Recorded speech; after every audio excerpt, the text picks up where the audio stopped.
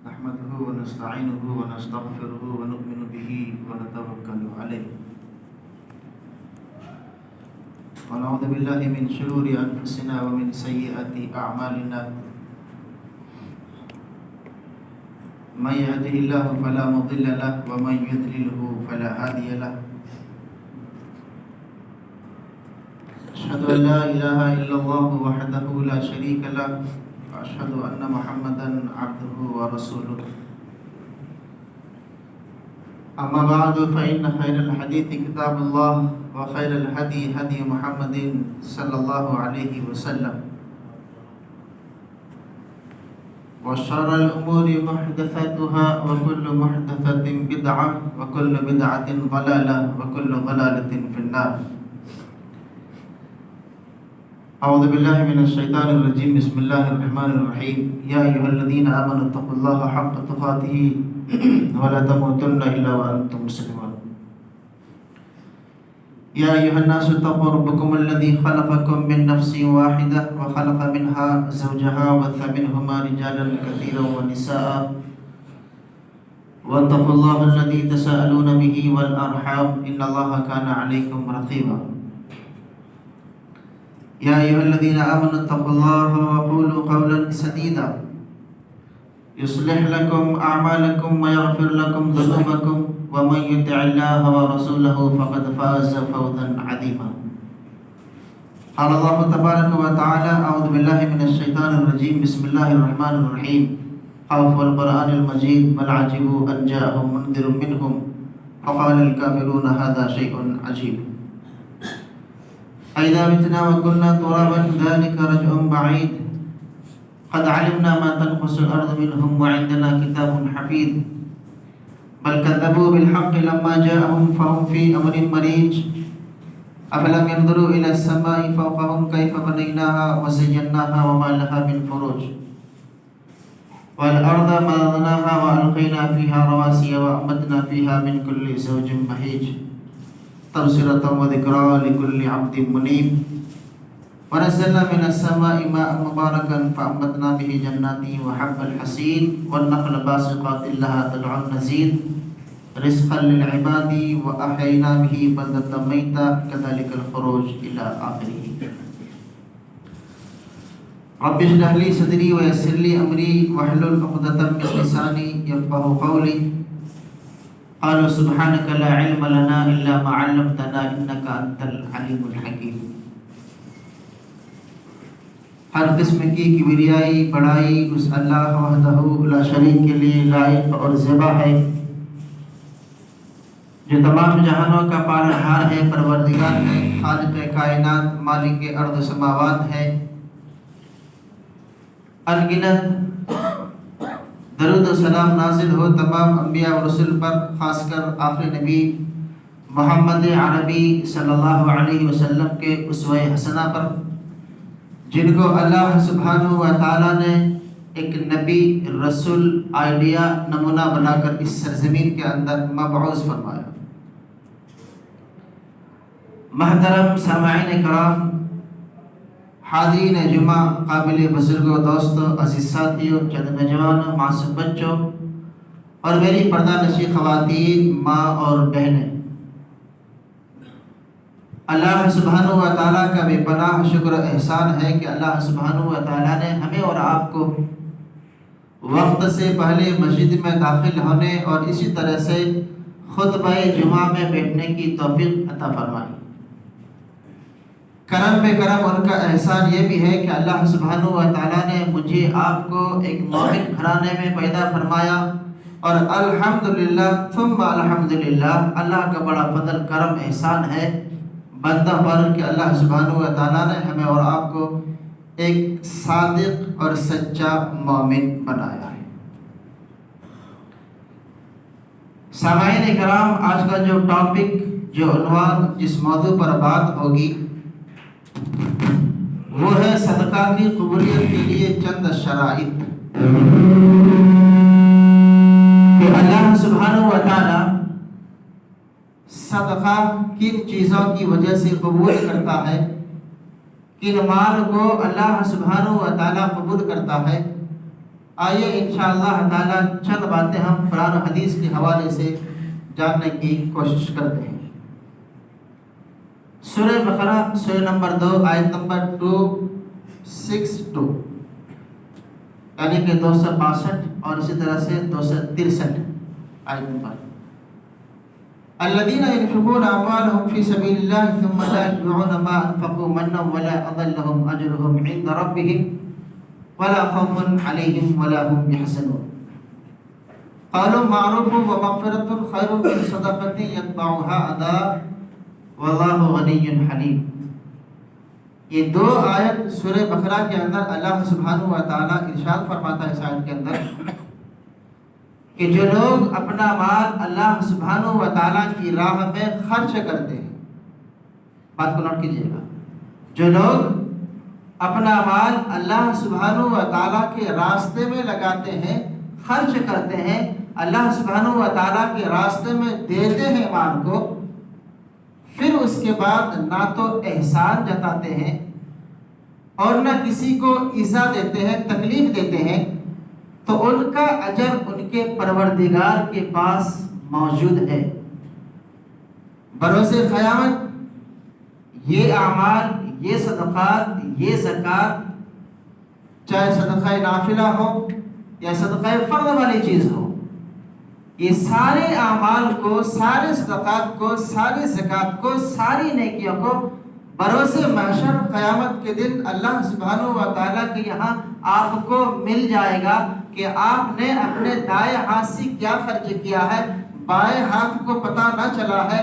یہ ساری چیزیں اللہ سبحانہ و تعالیٰ کے یہاں آپ کے پاس آپ کو موجود پا جائے گی۔ پھر فرماتے ہیں کہ لا خوف علیہم ولا هم يحزنون، اور ایسے بندوں کے لیے بروز محشر قیامت میں نہ خوف ہوگا نہ غم ہوں گے، کسی چیز میں وہ غمگین نہیں ہو سکے گا۔ کیوں؟ دنیا کے اندر وہ بندہ اللہ کے راہ میں اپنا مال کو خرچ کیا تھا، صدقہ دیا تھا، زکوٰۃ اور خیرات کو کیا تھا، اس زکوٰۃ اور خیرات اور صدقات کی وجہ سے اللہ سبحانہ و تعالیٰ کے یہاں اجر کو پا جائے گا، وہ اللہ کا محبوب اور چہیتا بندہ۔ آگے فرماتے ہیں قَوْلٌ مَعْرُوفٌ وَمَغْفِرَةٌ خَيْرٌ مِّن صَدَقَةٍ يَتْبَعُهَا أَذًى وَاللَّهُ غَنِيٌّ حَلِيمٌ، نرم بات کہنا اور معاف کر دینا اس صدقہ سے بہتر ہے جس کے بعد ایذا رسانی نہ ہو۔ اللہ سبحانہ و تعالیٰ غنی ہے، بردبار ہے۔ ہم کسی کو صدقہ اور خیرات نہیں کر سکتے ہیں، نہیں دے سکتے ہیں، تو ان کے ساتھ نرم لہجے والی بات کو استعمال کرو تاکہ اس بندے کو اسے تکلیف نہ پہنچے۔ اللہ سبحانہ و تعالیٰ نے صنعت کاروں میں یعنی کہ تجارت کے معاملات میں دو آدمی ایک ہی کاروبار کو لگاتا ہے، چاہے کرانہ شاپ ہو یا سیارہ ہو، گاڑی ہو، کچھ بھی ہو، دو اشخاص، دو آدمی ایک ہی کاروبار کو لگاتا ہے الگ الگ طریقے سے، لیکن اس کی بھی دکان میں وہی سامان، اس کی دکان میں بھی وہی سامان۔ صنعت کا یعنی کہ تجارت کے معاملات میں ایک آدمی کو اللہ سبحانہ و تعالیٰ اتنا نفع دیتا ہے، اتنا نفع دیتا ہے کسی کو انتہا نہیں، یعنی 1 روپیہ لگاتا ہے، اللہ سبحانہ و تعالیٰ اس سے 100 روپیہ دیتا ہے، 1000 روپیہ دیتا ہے، لاکھوں روپیہ دیتا ہے، نیت کے مطابق، تقوی کے مطابق، اعمال کے مطابق، اجر کے مطابق۔ اور وہ بندہ اللہ کے راہ میں اپنے مال کو خرچ کرتا ہے، وہ بندہ اللہ کے راستے میں اپنے مال کو خرچ کرتا ہے۔ اور دوسرا وہ شخص ہے جو وہی کاروبار، وہی بزنس، وہی تجارت لگاتا ہے، لیکن اس کے مال میں کچھ فائدہ نہیں ہوتا ہے، بچا کچا جو بھی پونجی ہوتا ہے سب کے سب ختم اور برباد ہو جاتا ہے، یعنی کہ روڈ پہ آ جاتا ہے۔ تو اللہ سبحانہ و تعالیٰ نے مال کو دیا ہے، اللہ کے راستے میں خرچ کرنے کے لیے دیا ہے۔ ایسا نہیں کہ اللہ سبحانہ و تعالیٰ نے مجھے اسباب والا بنایا ہے، مال والا بنایا ہے، غنی والا بنایا، لہذا میں اپنے جیب کو بھرتے رہو، بینک بیلنس کرتے رہو، غریب غربا کو دیکھو نہ، مسکین فقراء کو کھلاؤ نہ۔ ایسا نہیں۔ تجارت کرنے والے دو آدمی ہیں، ایک کو نفع پہنچتا ہے، دوسرے کو نقصان ہوتا ہے، لیکن یہ سب ساری چیزیں اللہ سبحانہ و تعالیٰ کا دیا ہوا مال ہے۔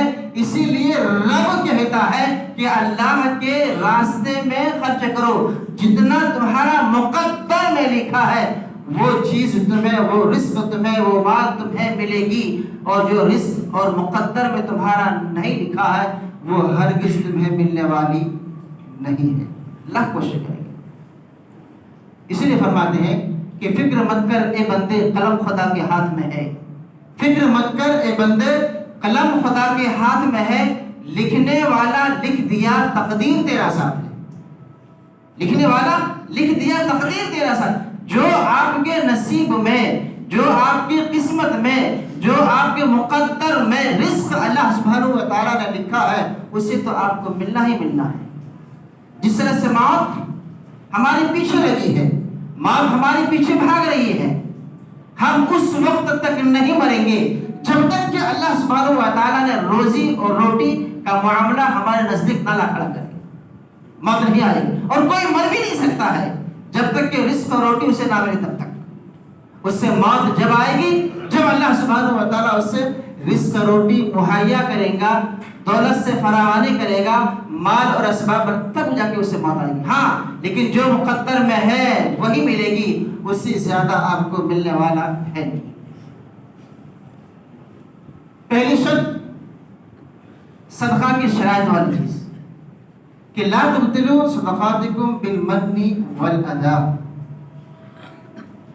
یہ سورہ بقرہ آیت نمبر 245 کے اندر فرماتا ہے کہ یا ایھا الذین آمنوا لا تبطلوا صدقاتکم بالمن والاذی۔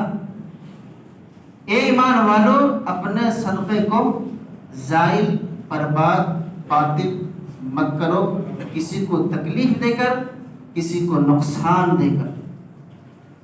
آج کا ماحول، آج کا دور اس طرح سے ہو گیا ہے کہ ہم کسی کو صدقہ و خیرات کرتے ہیں تو اس پر احسان جتاتے ہیں، اس سے فائدہ حاصل کرنا چاہتے ہیں، اس سے کچھ کام لینا چاہتے ہیں۔ سامنے والا مجبور ہے، مجبوری کے تحت اس بندے کے کام کو سنتا ہے۔ کیوں؟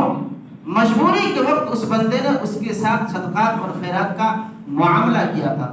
رب سبحانہ و تعالیٰ فرماتا ہے لا تبطلوا صدقاتکم بالمن، اپنے صدقات کو دائل اور برباد مت کرو، کسی کو تکلیف دے کر، کسی کو نقصان دے کر، کسی کو دکھ اور مصیبت میں ڈال کر۔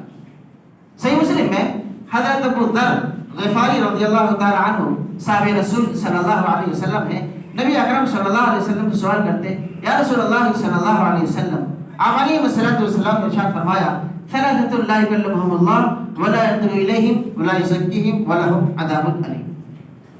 تین شخص ہیں جس سے اللہ سبحانہ و تعالیٰ بروز قیامت نہ کلام کرے گا، نہ ان کی طرف نظر رحمت سے دیکھے گا، اور نہ انہیں پاک کرے گا، اور ان کے لیے دردناک عذاب ہوگا۔ کوئی آدمی اگر کسی کو صدقہ اور خیرات کرنے کے بعد احسان جتاتا ہے تو ایسوں کے لیے اللہ سبحانہ و تعالیٰ نے چار چیزوں کا بیان فرمایا۔ تین چیزیں جو سختی والی ہے، ایک چیز کے معاملات میں آتے ہیں کہ نہیں، بروز محشر قیامت کے دن نظر رحمت ان کی طرف نہیں ہوگی، اللہ سبحانہ و تعالیٰ دیدار نہیں ہوگا آپ کا، اور ان کے لیے دردناک سخت والی عذاب ہوگی ایسے بندوں پر جو مال دینے کے بعد کسی پہ احسان جتاتے کہ میں تمہارے ساتھ یہ معاملہ کیا ہوں، میں تمہارے کو اس طرح سے کیا ہوں، میں تمہارے کو مال دیا ہوں، تو غریب تھا، میں نے تجھے مال دے کر آگے بڑھایا ہے۔ ایسے صدقات اور ایسے فطرات اور ایسے خیرات اور ایسے زکات اللہ سبحانہ و تعالیٰ کو پسند نہیں۔ یہ صدقات، یہ زکات، یہ خیر و خیرات اللہ سبحانہ و تعالیٰ لپیٹ کر تمہارے چہرے کے اندر مار دیں گے، جس طرح سے سورہ انبیاء کے اندر فرماتے ہیں قتل کی سجل للکتب تمہاری نماز اگر نماز کے مطابق نہیں ہے تو وہ نماز تمہاری نماز کو تمہارے چہرے پہ مار دیں گے.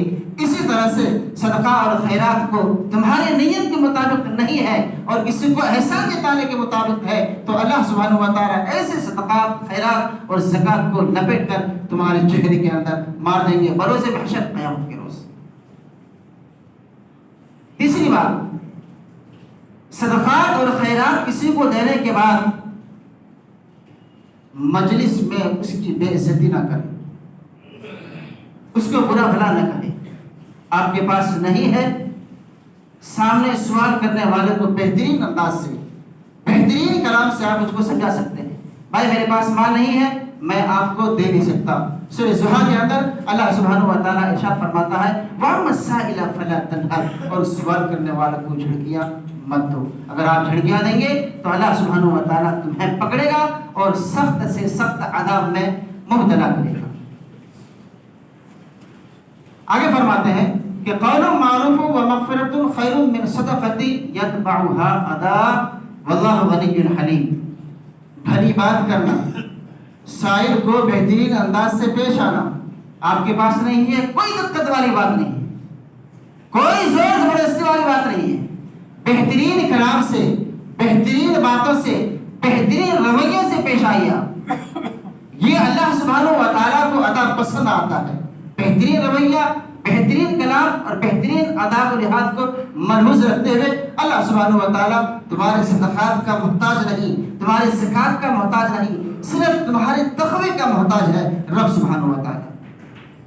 آگے فرماتے ہیں صحیح مسلم کے اندر کہ وَالْكَلِمَةُ الطَّيِّبَةُ صَدَقَةٌ، اچھی بات کرنا صدقہ کرنے سے برابر ہے یا صدقہ کرنے کے برابر ہے. رسول اکرم جناب محمد رسول اللہ صلی اللہ علیہ وسلم کے پاس ایک دیہاتی شخص آیا جو ابھی وہ نامسلم تھا. اللہ کے نبی جناب محمد رسول اللہ صلی اللہ علیہ وسلم مسجد نبوی میں آپ تشریف فرما ہیں.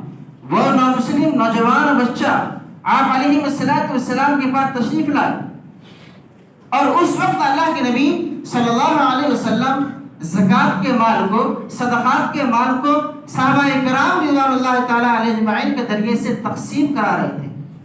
وہ نامسلم شخص آیا اور اللہ کے نبی صلی اللہ علیہ وسلم کے جسم میں جو چادر تھی آپ کی زور سے کھینچا. اس زور سے کھینچنے کی وجہ سے نبی اکرم صلی اللہ علیہ وسلم کی جسم پر کچھ کالے دھبے آ گئے اور وہ شخص اللہ کے نبی صلی اللہ علیہ وسلم سے بار بار اصرار کر رہے تھے یا رسول اللہ صلی اللہ علیہ وسلم میں محتاج ہوں، اس وقت مجھے اس کی ضرورت ہے، اس وقت مجھے مال کی اشد ضرورت ہے.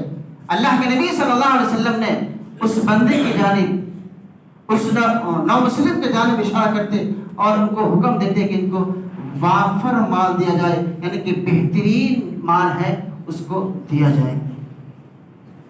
ایسا نہیں کہ گھٹیا قسم کے کالے جانور کسی مدارس، کسی طلبہ کو دے دے اور بہترین جانور ہم خود کھائیں. اللہ کے نبی صلی اللہ علیہ وسلم کا ارشاد ہے، آپ فرماتے ہیں کہ کوئی بھی آدمی کالے گلوٹے گھٹیا جانور اگر مدارس میں دیتا ہے تو وہی جانور کا گوشت بروز محشر اس کو کھلایا جائے گا. ایک شخص اصحاب صفہ کے لیے مسجد نبوی صلی اللہ علیہ وسلم میں کھجور کا تھیلا لٹکا کے رکھ دیا دیوار پر. کس کے لیے؟ اصحاب صفہ کے لیے. اصحاب صفہ بڑے غریب تھے بیچارے. ایک آدمی مسجد نبوی صلی اللہ علیہ وسلم کے دیوار پر کھجور کا تھیلا لٹکا دیا اور وہ بھی ادنا قسم کا. بہترین مال نہیں تھا، وہ کھانے کے قابل نہیں تھے. وہ اصحاب صفہ غریب تھے. ان میں سے ایک صحابی آئے اور کھجور کو لیے اور اپنی زبان میں رکھ لیے صلی اللہ علیہ وسلم. اللہ کے نبی صلی اللہ علیہ وسلم کچھ دیر کے بعد تشریف لائے. دیکھا آپ نے کہ ردی کھجوریں ہیں، تمرہ ہے. اللہ کے نبی صلی اللہ علیہ وسلم اپنی چھڑی سے، اپنی عصا سے، اپنی لکڑی سے اسے مارے اور زمین کے اندر سب گرا دیے. اللہ کے نبی صلی اللہ علیہ وسلم فرماتے ہیں جو بندہ اس کھجور کو اس دیوار پہ لٹکایا ہے یہی کھجوریں بروز محشر قیامت کے دن ان کو کھانے کے لیے ملے گا۔ صدقہ اور خیرات کرو، اللہ سبحانہ و تعالیٰ نے تمہیں مالدار بنایا ہے، آپ اللہ کی راہ میں لٹاؤ، اللہ سبحانہ و تعالیٰ کو راضی کرو۔ اسی لیے فرماتے ہیں کہ راہ خدا میں دے کے خدیجان مال و زر، راہ خدا میں دے کے خدیجان مال و زر، مکے کے ہر غریب کا چولہا جلا دیا۔ ایسی زندگی ہم کو بسر کرنا ہے۔ یہ زندگی کچھ بھی نہیں، جو آنے والی زندگی ہے وہ ہمیشہ ہمیشہ کی زندگی ہے، ہمیشہ باقی رہنے والی زندگی۔ اللہ نے آپ کو غنی بنایا ہے، اللہ نے آپ کو مالدار بنایا ہے، اس سے اللہ کے راستے میں لگاؤ، اللہ کی راہ میں خرچ کرو اسے۔ حضرت ابو ہریرہ رضی اللہ تعالیٰ عنہ حدیث کی راوی ہیں صلی اللہ علیہ وسلم فرماتے ہیں قال رجل لا تصدقن الليلة بصدقة فخرج بصدقته فوضع في يده فأصبحوا يتحدثون إلى آخره۔ حضرت ابو ہریرہ رضی اللہ تعالیٰ عنہ روایت کرتے ہیں کہ ایک شخص نے کہا کہ میں آج کی رات صدقہ کروں گا۔ وہ اللہ کا مومن اور صالح اور نیک بندہ اپنا صدقہ لے کر رات کے حصے میں، رات کے تہائی حصے میں نکلتے ہیں اپنا مال لے کر، صدقے کے مال، اور ایک بدکارہ عورت کے ہاتھ میں رکھ دیتے، بدفعل عورت کے ہاتھ میں رکھ دیتے، زانیہ کے ہاتھ میں رکھ دیتے۔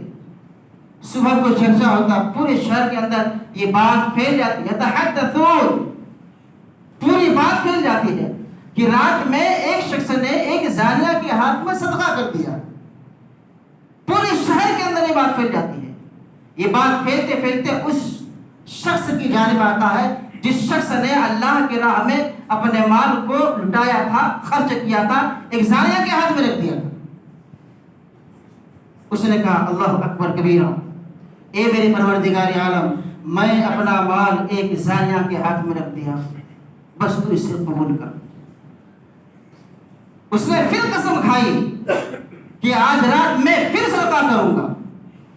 دوسری رات اس بندے نے ایک مالدار آدمی کے ہاتھ میں اپنے صدقہ کو دے دیا۔ صبح پھر چرچا ہوا، اس شخص کے کان میں رکعت پہنچی، بات آئی کہ میں نے ایک مالدار آدمی کے ہاتھ میں اپنا صدقہ کر دیا۔ اللہ اکبر کبیرہ، اللہ سے گڑ گڑائے، پروردگار عالم باری الہ تو ہی ہے، تیرے علاوہ کوئی نہیں۔ میں اپنا مال تیرے راستے میں لگانا چاہتا تھا کسی نیک بندے کو، لیکن ایک ایسے آدمی کو ملا، ایک ایسے مکھی چوس کو ملا جو اپنا مال اللہ کے راہ میں لگاتا ہی نہیں، اور میں نے اپنا مال مالدار کے ہاتھ میں رکھ دیا۔ صبح چرچا ہوئی، پورے شہر والوں کو معلوم، پورے گاؤں والوں کو معلوم، پورے لوگوں کو معلوم ہو گئے۔ اس نے پھر قسم کھائی کہ آج رات میں پھر صدقہ کروں گا۔ اس اللہ کے بندے نے ایک چور کے ہاتھ میں صدقہ کر دیا۔ اللہ سبحانہ و تعالیٰ کو یہ تینیں ادائیں پسند آئی۔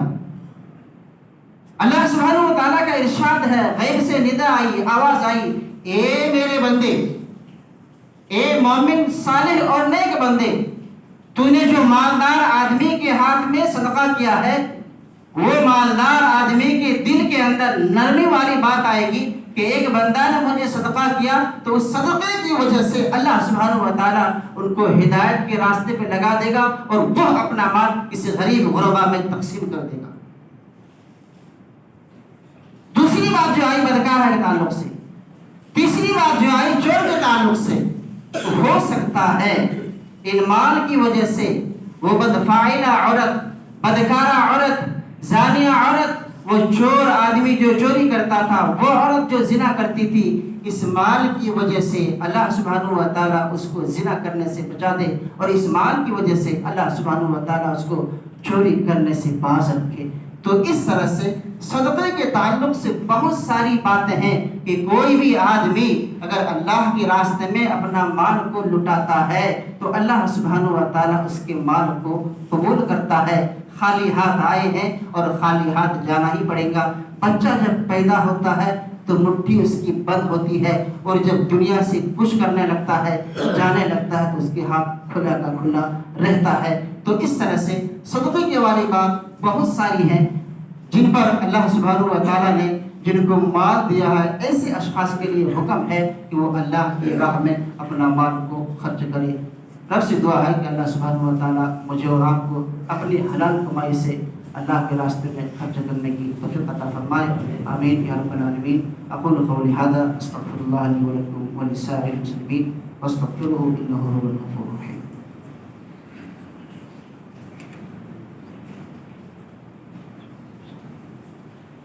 الحمد